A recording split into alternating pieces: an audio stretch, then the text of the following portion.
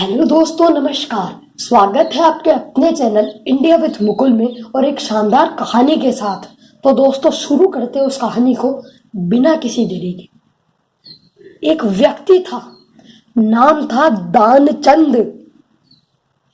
उस व्यक्ति का नाम दानचंद तो मस्ती में ही पड़ गया। उस व्यक्ति का नाम दानचंद तो यूं ही रख दिया, जबकि दानचंद छोड़ो निपट कंजूस था। इतना कंजूस कि आप पूछो ही मत। फिर क्या होता है कि उसकी जो पत्नी थी, वो पत्नी दानचंद को बोलती है कि भाई सारी जिंदगी गुजर गई, पूरी लाइफ आपने ऐसे ही बिना दान के बिता दी, थोड़ा दान दे दो, थोड़ा तो दान दे दो। तो दानचंद बोलता है दान में नहीं दे सकता, मेरे स्वभाव में है ही नहीं दान देना। तो बोला दान नहीं तो कोई गंगा ही ना आया हो, गंगा ना होगी कुछ तो धुलेगा। तो फिर वो दानचंद बोलता है चलो ठीक है, गंगा नहा लेते हैं। गंगा नहाने में कौन सा पैसा लगता है। गंगा उसके घर से 12 किलोमीटर थी, गंगा नदी। गया पैदल पैदल, ऑटो से जाता तो पैसे देने पड़ते, पैसा वो देने वाला है नहीं, इतना निपट कंजूस। गया पैदल पैदल 12 किलोमीटर। फिर रास्ते में सोचा कि अगर वहां गया तो वहां पे पंडित होंगे, पंडितों को देना पड़ेगा। छोड़ो हटाओ, मुर्दा घाट ही चलते हैं। मुर्दा घाट में गया गया तो फिर क्या होता है कि भगवान को थोड़ी मस्ती सूझ गई भाई। भगवान ने सोचा रुको इसके मजे लेते हैं। ऐसा व्यक्ति तो भगवान ने पहली बार ही देखा था। तो क्या होता है, दानचंद गया मुर्दा घाट भाई। दानचंद मुर्दा घाट जाके डुबकी लगाता है। जैसे ही मुंह उठाता है तो पंडित सामने। पंडित बोलते यजमान की जय हो, यजमान की जय हो। आदमी सोचता है अरे यहाँ पे पंडित।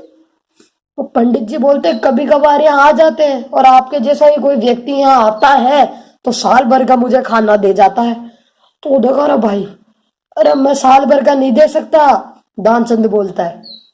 फिर उसके बाद पंडित बोलता है 1 साल का नहीं तो 1 महीने का ही दे दे। तो फिर दानचंद बोलता है मैं तो 1 दिन का भी नहीं दे सकता। तो चलो भाई ठीक है। तो फिर दानचंद बोलता है, वो क्या नाम, पंडित बोलता है कि भाई कुछ तो देना पड़ेगा, भाई कुछ तो देना पड़ेगा। तो फिर दानचंद बोलता है 1 ढेला ले लो, 1 ढेला ले लो, उधार पे दिया है वो भी, उधार पे ले लो आप 1 ढेला। ठीक है भाई उधार पे ही दे, पर तू कुछ तो दे। उसने 1 ढेला ले लिया। वही थका हारा 12 किलोमीटर गया था और वही वापस 12 किलोमीटर घर पे गया। घर पे थक गया, सो गया। फिर कोई उसके दरवाजा खटखटाता है कोई आके। तो दानचंद अपनी पत्नी को बोलता है भाई देख कौन आया। तो पत्नी जाती है, दरवाजा खोलती है तो देखती है कोई पंडित आया है भाई। तो पंडित बोलता है अरे आपके यजमान ने हमको कुछ उधार दिया था तो वो लौटाने आए हैं हम। तो वो भाई पत्नी पति को जाके बोलती है दानचंद को कि भाई कोई पंडित आए हैं, कोई उधार उधार का बात है, आप देखो देखे। तो दानचंद बोलता है रहने दो, बोल दो बीमार हो गए, थक गए बहुत भयंकर।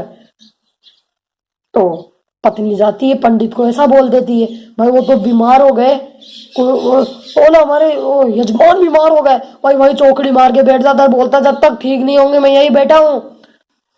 तो ये बात पत्नी पति को जाके बताती है कि वो देख लो ऐसे वहीं पे बैठ गए दरवाजे के सामने ही। तो फिर पति सोचता है, बोलता है बोल दो उसको जाके कि मैं मर गया, मैं मर गया। पत्नी जाती है रोती रोती, पर हमारे पति तो गुजर गए, मर गए। यहाँ पर जो पत्नी है वो पंडित को जाके बोलती कि वो तो गुजर गए। तो पंडित बोलता गुजर गए। तो फिर पत्नी बोलती हाँ गुजर गए। तो फिर पंडित बोलता आप अकेली औरत कहाँ कहाँ बताएगी, किस किस को जाके बताओगे, मैं सबको बताया आता हूँ।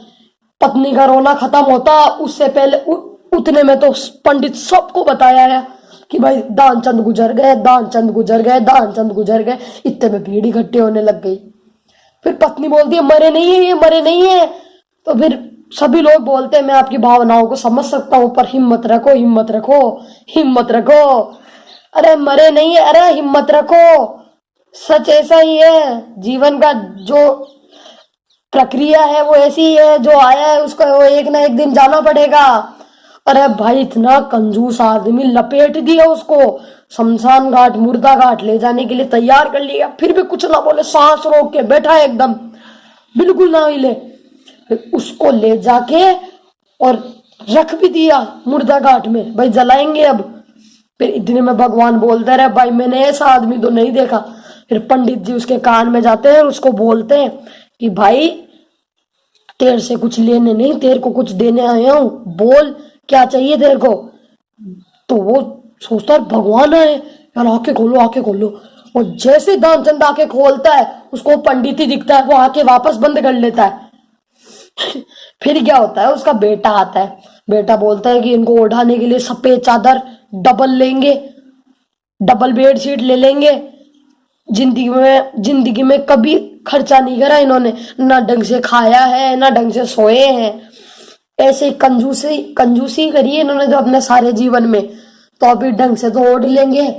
तो फिर उसका ध्यानचंद बोलता है अपने बेटे को, भाई बेटा रहने दे, डबल बेड सीट का क्या करेगा, एक आधी तो मेरे लगा दे और आधी संभाल के रख ले, पड़ा पड़ा कपड़ा खराब नहीं होगा, जब तू मरेगा तो तेरे काम आ जाएगा।